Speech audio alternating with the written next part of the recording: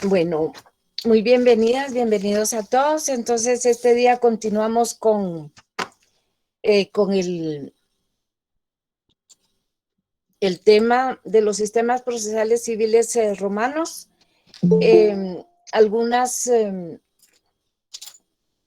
algunos aspectos que ustedes van a tener ahí en el texto, posiblemente yo ya no les dé tratamiento porque son algunos aspectos que están bastante repetidos, pero en todo caso, la clase anterior nos sirvió para poder incorporar a nuestro conocimiento muchos conceptos, mucha terminología que hoy nos van a servir para poder entender mejor el proceso, y por lo tanto, de los procesos, yo lo que voy a hacer es una explicación eh, mm, pues un poquito más centrada en las partes importantes que debemos de determinar en cada tipo de proceso. Eh, por, por esa razón, estaríamos eh, diciendo y explicando que los romanos tuvieron fundamentalmente tres procesos durante toda la evolución del derecho, que inicia en la etapa arcaica, que después va por la etapa clásica, que es la de la república, y finalmente la etapa posclásica, que es la etapa del imperio. Entonces tienen los romanos la acción de la acción de las leyes, o que se llama legis actionis, de la etapa arcaica. El siguiente proceso es el formulario o fórmula, que se desarrolla durante la República, y el tercer proceso es el de cognitio extraordinem, o conocimiento extraordinario, que se da en el imperio. Pero aunque la acción de las leyes nació dentro de la etapa arcaica, pasó todavía durante un tiempo a la República. Pero cuando la República, dentro de la República se crea el otro sistema, entonces queda descartado y queda sin vigencia el sistema de la acción de las leyes. Y lo mismo pasó con el sistema formulario, porque cuando el sistema formulario pasó en un tiempo hacia la República, y luego en la República los emperadores crearon otro sistema procesal, entonces dejó de tener vigencia el sistema formulario, y el sistema procesal que llegó a nuestros días es el sistema procesal creado dentro del imperio.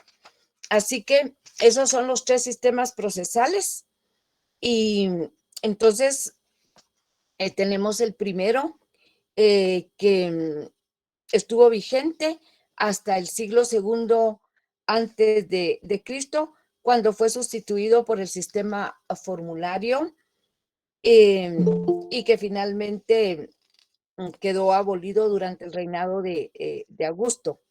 Entonces, el procedimiento de las acciones de la ley fue también recogido dentro de la ley de las 12 tablas. Em, Como se recuerdan que la ley de las 12 tablas se formuló a finales de la etapa arcaica y de forma de gobierno monárquica de Roma. Entonces, como características podemos mencionar esas características, nos sirven mucho para darle su contenido, para darle fisonomía y para poder entender cada procedimiento.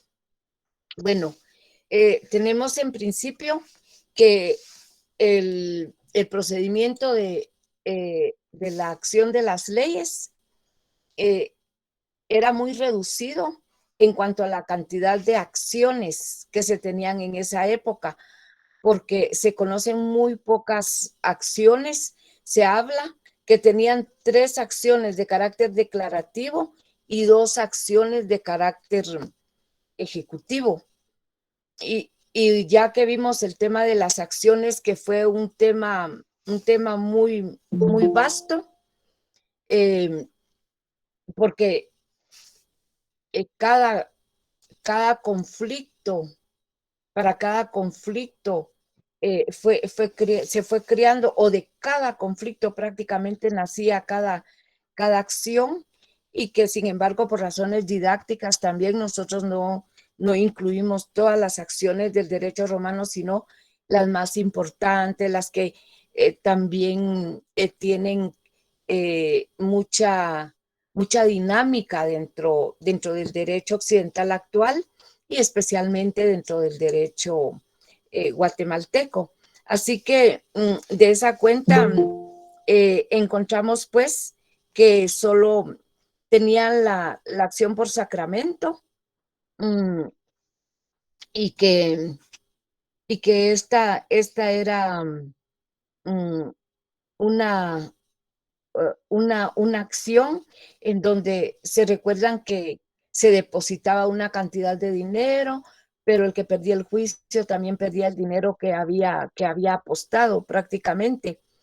Y esa se utilizaba para reclamar, eran bastante generales las acciones, porque esa se utilizaba para reclamar cosas, o también podía servir para reclamar obligaciones de carácter personal, es decir, que nacían de aquellas relaciones contractuales. También tenían la acción de postulación de árbitro, que era para que era una acción de petición, podía ser de un árbitro o de un juez, para que eh, estuviera como una especie de intermediario, como un testigo que garantizaba que se iba a pagar alguna cantidad de dinero. Por ejemplo, servía para la división de las herencias o para la división de la cosa común. Entonces, eran acciones grandes, muy generales, que abarcaban una cantidad de aspectos, pero más adelante el derecho romano evolucionó y entonces se fueron especializando las acciones, y entonces había una acción específica para cada conflicto. Y la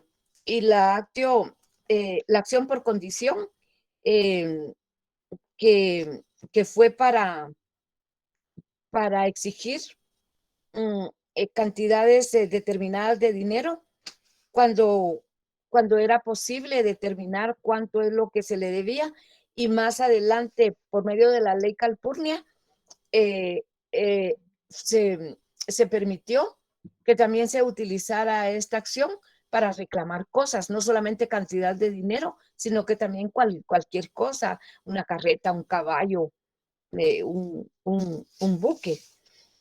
Entonces, luego tenemos que también estaban las acciones ejecutivas, que eran 2, la de Manus y Nieto, que ya las vimos en las pasadas clases. Se recuerdan que se podía encadenar al deudor y la legis, la eh, de prenda,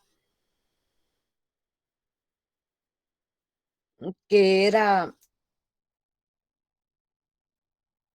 se podía apoderar de los bienes del deudor para poder cobrar su crédito, es decir, lo que le debía el deudor insolvente. Entonces, esa es una característica fundamental que tiene este procedimiento de la etapa arcaica, que es la acción de las leyes, que su número de acciones era muy limitadas y podemos complementar también diciendo que no solamente eran limitadas, sino que además eran de carácter general porque abarcaban muchas situaciones, abarcaban muchas conductas. Eh, luego, por otro lado, también el extremado formalismo que tenía ese procedimiento, porque los actos procesales se circunscribían a determinados gestos y algunas formas orales eh, que se decían ante el magistrado, pero que si no se decían al pie de la letra y no se hacían los gestos como debían de hacerse, entonces toda la actuación podía carecer de validez. Entonces era un derecho demasiado riguroso y, y solemne.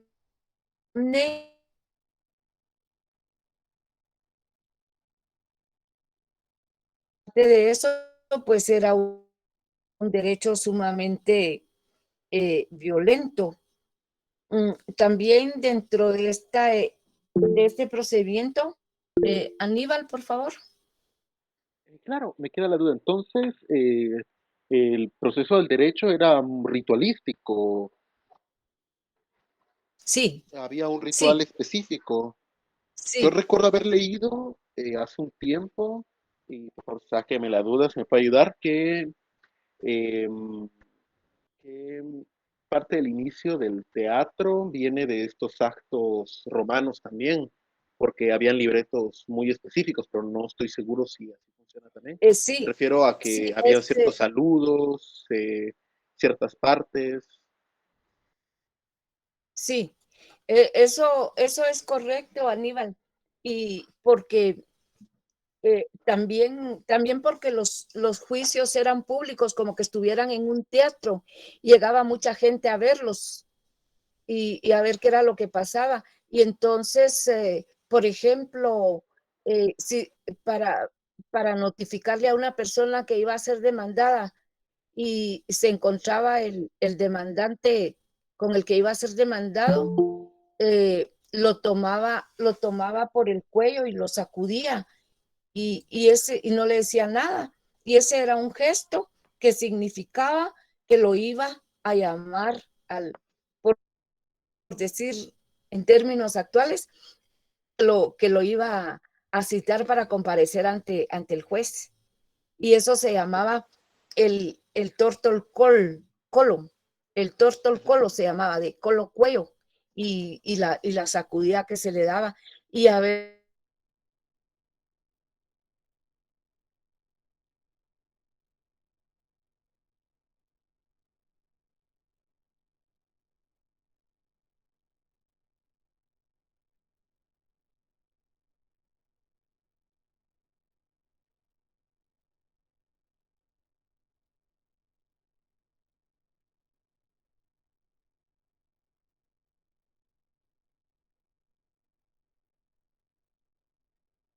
monárquica, ni siquiera existía escritura.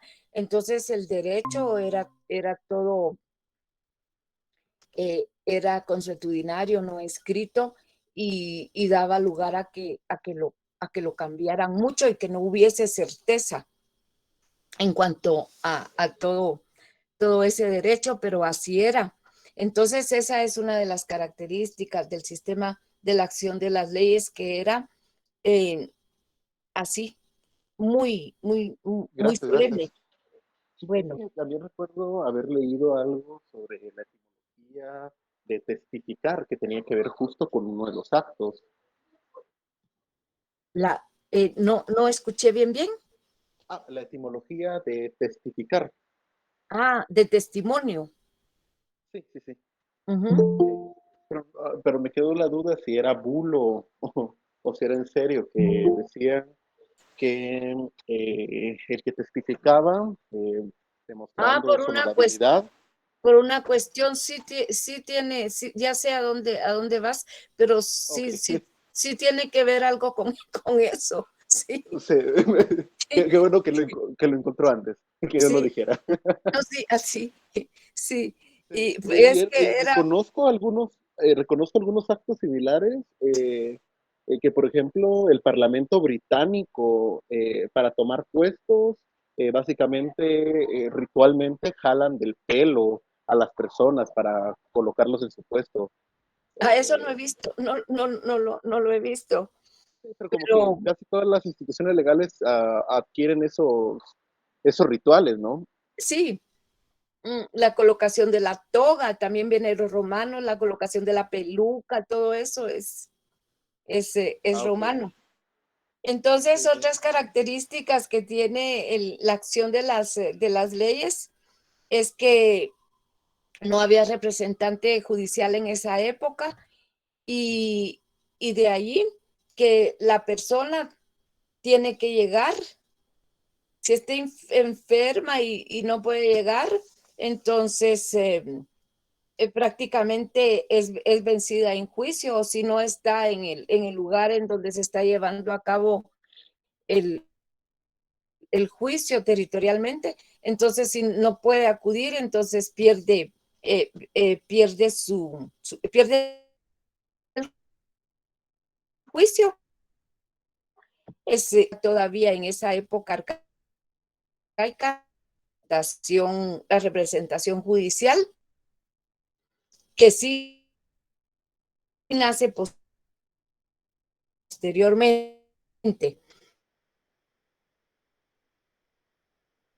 Y luego también, y que ya fue escrita y que recogió también no solamente el derecho sustantivo, sino que el derecho procedimental. Y esto fue muy bueno porque entonces ya eh, quedó bastante eh, fijo, y era menos vulnerado cuando el derecho ya estuvo escrito. Y el derecho civil. Si no estaba en el derecho civil, era como que no existiera, porque entonces eh, esa situación eh, no existía. Si no estaba sancionado por el derecho civil, la situación alegada no existía. Y tenía las dos etapas que vimos en la clase anterior: la etapa injure y la etapa injudicio o apud judicem. Como ya, como ya vimos en qué consiste cada una de esas etapas, pues no me detengo en ellas, pero si ustedes quieren preguntar algo, con muchísimo gusto.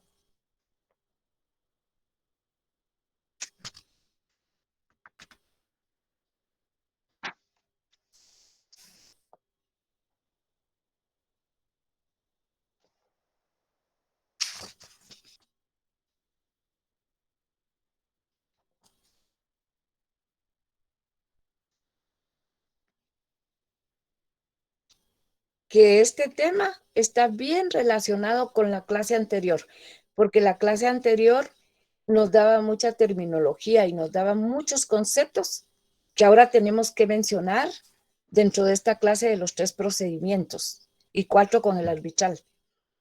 Y entonces por eso damos por hecho pues que ustedes ya tienen la noción general respecto de ello. Pero si tienen comentarios, alguna duda, pregunten sin ninguna pena, por favor.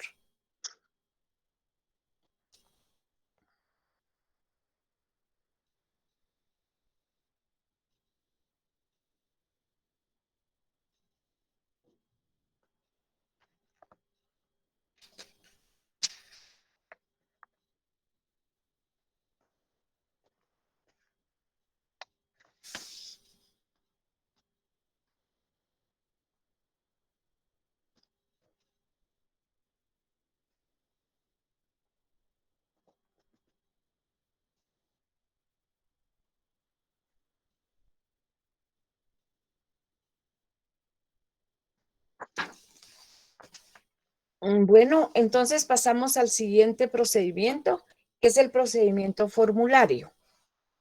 También se le llama, o su nombre original, mejor dicho, es el procedimiento per fórmula, llamado formulario en español. El procedimiento de las acciones de la ley fue bueno para aquella época. Recuérdense que se inicia con la fundación de Roma, con el monarca Rómulo, en el año 753 antes de Cristo.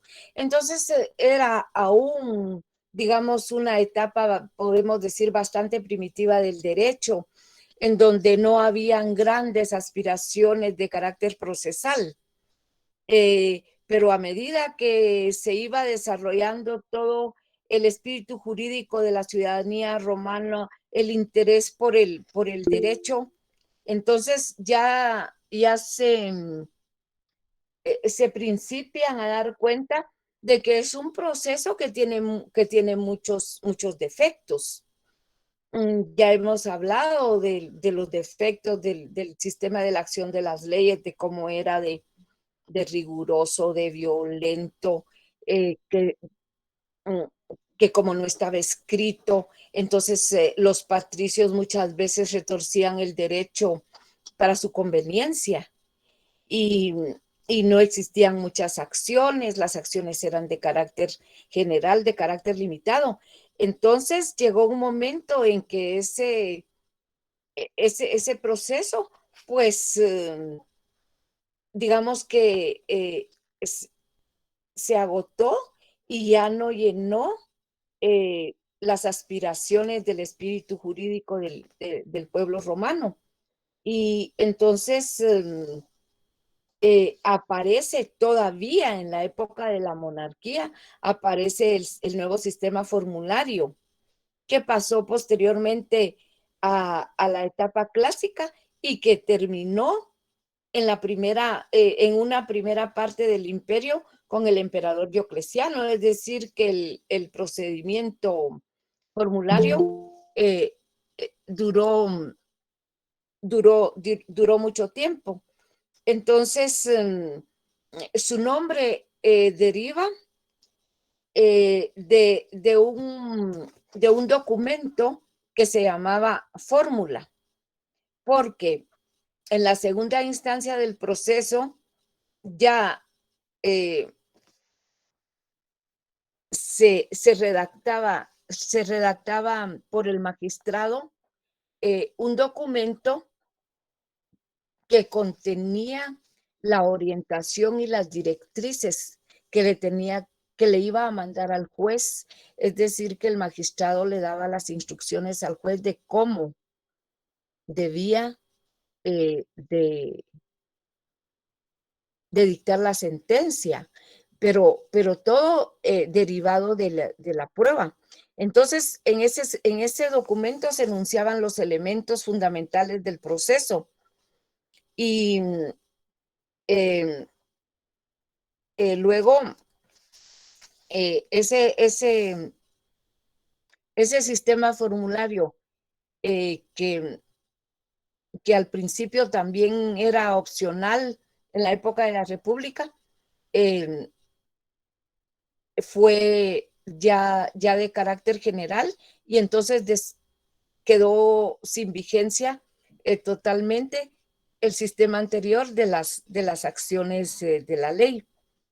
Entonces, el mayor desarrollo del derecho del sistema formulario fue en el derecho clásico romano y de ahí es que hemos hablado de la grandeza, del florecimiento, del esplendor que tuvo el derecho en el periodo clásico romano, porque allí se perfeccionaron instituciones no solamente de carácter procesal, sino que también de carácter sustantivo. Entonces, como características que nos pueden servir para darle contenido a este procedimiento formulario, está que se incorpora la institución del apoderado o del procurador, que podía representar a las partes. Recuérdense que en el anterior, el demandado tenía que apersonarse, porque si no se apersonaba, entonces era vencido en juicio. Eh, Era un defecto del sistema de la acción de las leyes. Ahora, en este nuevo sistema ya se crea la figura del representante judicial, igual que ahora en el proceso.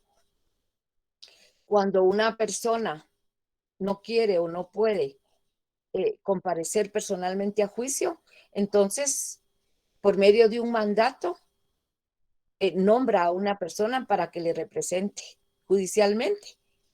Y esta es la persona que acude y que se presenta y que interpone las demandas, ejercita la acción o bien contesta la demanda, dependiendo si es en un momento actor o, o si es em, eh, demandado. Entonces, fíjense qué adelanto, qué genialidad, porque se dieron cuenta que era un defecto del proceso, del procedimiento anterior. Otra característica del derecho formulario es que para cada conflicto se redactaba una forma. Si en la semana se iban a juzgar 20 conflictos, el magistrado tenía que redactar 20 fórmulas, una para cada caso. Y por eso se le llamaba tipicidad de la fórmula, porque se redactaba una forma especial para cada uno de los conflictos que estaban sometidos al conocimiento del magistrado y después al del juez. Eh, luego, eh, durante este sistema se instauró también la condena pecuniario. Eh, Aquí es donde podemos decir que nace el tema de la responsabilidad civil. Hoy hay sentencias en donde, por ejemplo, eh, se condena a las personas al pago de una cantidad en concepto de responsabilidad civil. Entonces, se instauró una condena de carácter pecuniaria, pecunio es dinero, entonces una condena de carácter dinerario, como resarcimiento por el mal causado. Eh, También era un proceso que se aplicaba tanto a ciudadanos romanos como a peregrinos. Como la escritura ya estaba eh, muy perfeccionada, entonces apareció también la prueba documental. y se conservaron las dos etapas del proceso que venimos hablando desde la clase anterior, porque es un procedimiento que tiene una primera fase que se llama injure en derecho, que se efectúa ante magistrado, y una segunda etapa, les vamos a llamar mejor etapas, una primera etapa injure ante magistrado y una segunda etapa ante el juez, que se le llama in judicio, o quiere decir en juicio, o apud judicem. También aquí el magistrado que tuvo más importancia en este tema de la administración de justicia fue el magistrado pretor. Eran como los magistrados especiales que se encargaban de la administración de la justicia. Luego encontramos que los magistrados tenían algunas funciones, y era la acción de dar, que era de redactar la fórmula con el nombre del juez que debía de conocer el planteamiento. Una fórmula, no es que la fórmula se le diera el nombre del juez, sino que la fórmula tenía que decir que el caso le iba a ser remitir al juez Plinio Faustulo, por ejemplo, para que conociera el planteamiento de la acción en la siguiente fase que se llamaba in judicio. También le correspondía al magistrado la función de decir, que comprende todas las declaraciones o directrices que le daba al magistrado para la buena marcha del litigio. Es decir, que también le daba recomendaciones para que el juicio se llevara a un buen término. Y también la función de acceder, que estaba constituido por los actos que producen una atribución constitutiva a favor de las partes litigantes. Es decir, que si del procedimiento se desprendía que se le tenía que adjudicar la propiedad sobre un bien o entregarle determinado bien al litigante ganador, entonces el magistrado también indicaba que debía de entregársele ese bien. La fórmula tenía una redacción muy especial. Tenía una primera parte que se llamaba la praescriptio. Eso debía de ir al inicio de la fórmula, y entonces ahí estaba limitada por cuestiones que debían de ser previamente examinadas, como por ejemplo si habían cuestiones que ya habían prescrito. Esa es la praescriptio, que era como la parte introductoria de la fórmula. Después estaba la demonstratio, era la parte de la fórmula que resumía la causa jurídica de la demanda, es decir, la que contenía los hechos que habían motivado esa demanda. Estaba la intentio, que es la pretensión jurídica procesal del actor, es decir, lo que perseguía con esa demanda, que era lo que él quería que se le pagara. La condenatio, por medio de la condenatio, el juez le confería al juez el derecho de poder condenar o absolver al demandado. Y la adjudicatio, que era esa facultad que tenía de acceder, en el sentido de que podía adjudicársele la propiedad de un bien o que se le hiciera la entrega de determinada cosa. Y también contemplaba un, un hecho alegado que podía ser una excepción, como por ejemplo la excepción de pago o la excepción de cosa juzgada, que ya las vimos en clase anterior, y en consecuencia, cuando ya pasaba a la segunda fase, y si ya iba esa exceptio, entonces el juez lo examinaba, veía y de una vez absolvía al demandado. Entonces, esas eran las partes que tenía la fórmula. Ahora, yo les pido, si alguien voluntariamente quiere hacer este ejercicio, leer seguido, vamos a ver la página.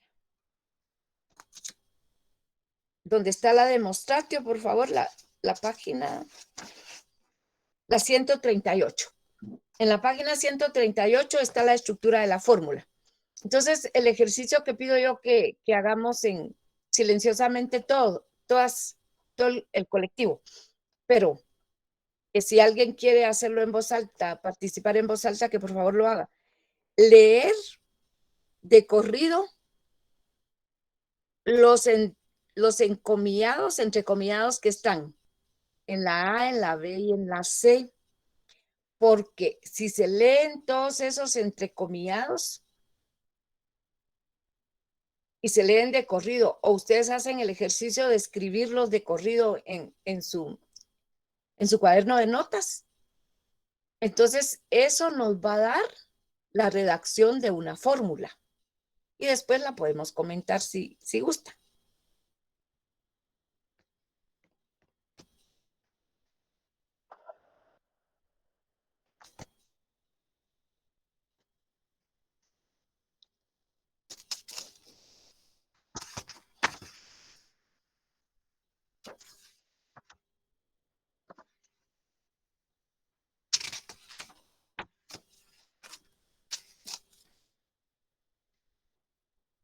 Licenciada, disculpe, ¿qué página dijo? Es la 138.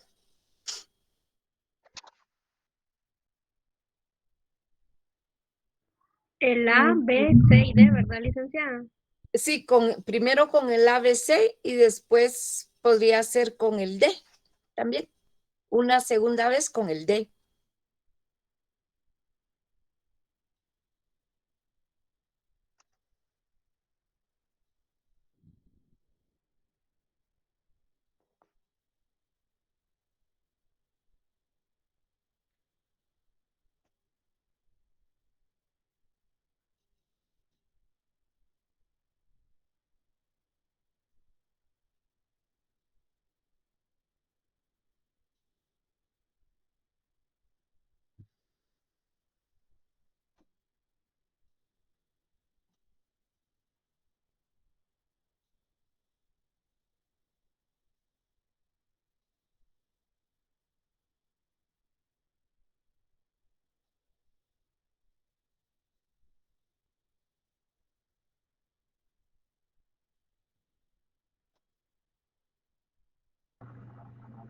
Lic sería de leer, o sea, en el orden que está aquí sería el A, que es el demonstratio, luego la B, el intentio, luego el C, que es el condemnatio, ¿verdad?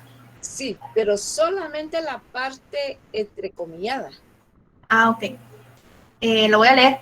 Por favor, A, puesto de cesario, presto a Titus 6 sestercios. Si resulta que Titus recibió un préstamo 6 sestercios de cesario, que los devuelva más un pecunio extra. Condena juez a Titus a dar cesario 6 sestercios más 6 sextercios como pecunio extra si resulta que debe, si no resulta así, absuélvelo. Bueno, entonces ahí tienen ustedes la redacción de una forma, de una fórmula. Pero vean ustedes que esa fórmula no es caprichosa porque después de la valoración que hizo el juez de la prueba, Ahí se va a determinar si efectivamente Cesario le prestó a Titus los 6 estercios. Entonces, si efectivamente se los prestó, le dice el magistrado, entonces que se los devuelva. Y además, con un pecunio extra, es decir, que lo tiene que sentenciar a que devuelva el préstamo, por ejemplo, los 6 estercios más un sestercio extra. Bueno, pero si se hubiese probado dentro del procedimiento que no le debe los 6 estercios, entonces absuélvelo. Ahora, en el caso de que lo que se está discutiendo, por ejemplo, que los 3 caballos o las 3 vacas son de Cesario,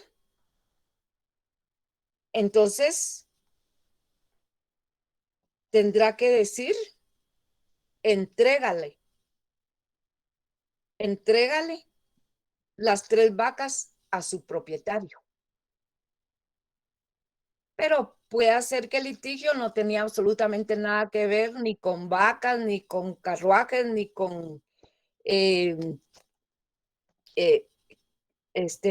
cereal, ni con ninguna otra clase de bien, sino que solamente era una deuda de dinero. Y entonces la fórmula pues se quedaría en las tres primeras postulaciones.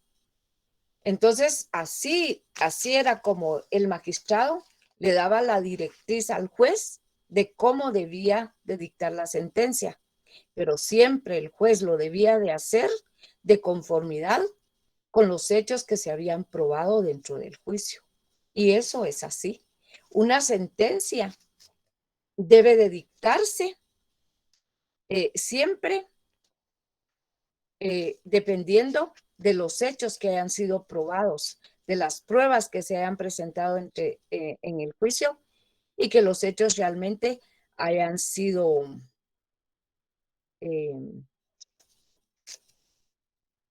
probados. Por lo tanto, de ahí nacía la sentencia, como hablamos que las sentencias podían ser declarativas,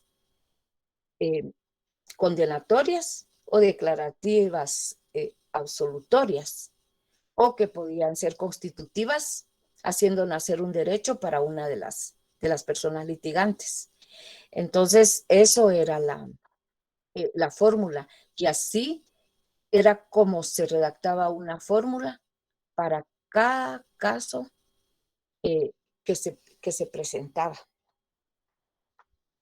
ante el magistrado y dentro de ese juicio formulario. Quisiera saber si tienen alguna pregunta, porque hasta ahí tendríamos el tema para hoy y estaríamos continuando siempre con una parte del procedimiento por fórmula o formulario, que sería la protección jurídica extraprocesal, como los interdictos, para pasar luego al sistema extraordinario, que es el sistema que se desarrolla ya dentro del imperio.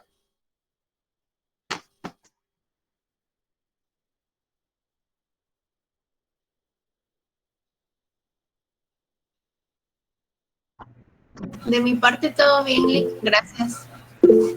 Muy bien, Jorge Mario, si quiere preguntar algo por ahí, por favor. Sí, licenciada, buenas noches. En pocas palabras, podemos determinar entonces que la estructura de la fórmula viene siendo la estructura de la sentencia. Sí. Sí, o sea, literalmente ese sería el resumen. Sí. Ok, gracias, licenciada. Solo esa es mi única duda. Fuera de ello, todo está claro. Muy bien pensado, Jorge, porque realmente la estructura de la fórmula pues tiene como los elementos fundamentales que debe de llevar la sentencia, claro. Muy buen razonamiento. Muy bien. ¿Algo más que tengan por ahí, mis chicas y chicos?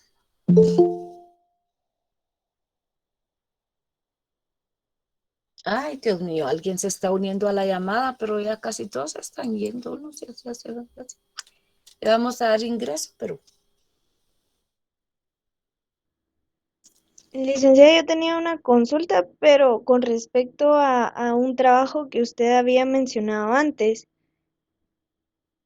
No pero sé, sí, ya lo tengo listo. Hasta lo tengo, hasta, ay, Dios mío, ya lo tengo listo. Hasta lo tengo impreso. Lo imprimí porque necesito tenerlo, necesito trabajarlo y necesito tenerlo a la vista. No sé si se puede ver. Tiene, tiene 10 páginas. ¿Alcanzan a verlo ahí? sí, licenciada, más o menos alcanza a Sí, ver. licenciada. Entonces, yo estoy viendo la forma de mandárselos. Creo que se los voy a mandar por la plataforma porque el documento quizás resulte muy pesado en cuanto a la cantidad que tiene de contenido. Y entonces estoy estudiando la manera de mandárselos. Y ahí tiene las instrucciones. Y ya después de que lo tengan ustedes, y lo van a tener que imprimir para poder trabajarlo, creo yo, porque es bueno bueno, ahora si ustedes pueden manejarse con doble pantalla y todo lo que se puede hacer ahora, pues yo creo que no es necesario. Pero a veces uno con el lápiz y esto y en el libro y todo para resolverlo. Ahí están todas las instrucciones y ya después fijaríamos una fecha para una puesta en común. Son casos simples relacionados con las acciones y después la evaluación de ese trabajo va a ser en el segundo parcial, ahí en el mismo examen. Van a venir las 10 preguntas sobre los casos que ustedes ya tienen resueltos y ya tienen verificadas sus respuestas. No hay duda. Solo alguien que no los haya trabajado, pues no va a saber ni de qué se trata el asunto, ¿va? Ah, muy Esto, bien, licenciada. esto es mal. Entonces, los casos que nos dará a trabajar, vamos a realizar como un debate en clase acerca del cómo lo resolvimos. Sí, pero más que todo, sí. Más que todo no va a haber debate, porque en el debate siempre hay una parte, la estrategia del debate es una parte que está a favor de un tema y una parte que está en contra, como por ejemplo, vamos a tener un debate de la pena de muerte, entonces quienes están de acuerdo argumentan y quienes están a favor, pues también argumentan. No, aquí la puesta en común es para ver las dudas, las dudas, alguna duda que tengan en algo, miren, pero que podría ser tal, y entonces ahí dejamos clara la orientación de cómo debió de resolverse ese caso. Así sería. Ah, muy bien, licenciada. Y Luciano, luego, sí, Marley. y luego serían similares los que vendrían en el parcial, ¿verdad? Sí, no similares, van a ser los mismos. Ah, muy bien, licenciada. Muchas Los gracias. mismos. Luciano por ahí había levantado la mano y no sé si alguien más, por favor. Leslie también. Sí, licenciada, solo para consultar si esta tarea va a tener algún valor o digamos que el valor se lo vamos a dar relacionado a la práctica que vamos a hacer y evidentemente pues también el beneficio de ya tener el conocimiento de esos casos en el examen parcial. Solamente va a tener 10 puntos en el examen parcial. Y las otras preguntas vienen sobre 30 puntos, más las 10 preguntas de laboratorio que suman los 40 puntos. No podemos dar más puntaje fuera de los parámetros que están establecidos para el segundo parcial. Muchas gracias, licenciada. Muy bien.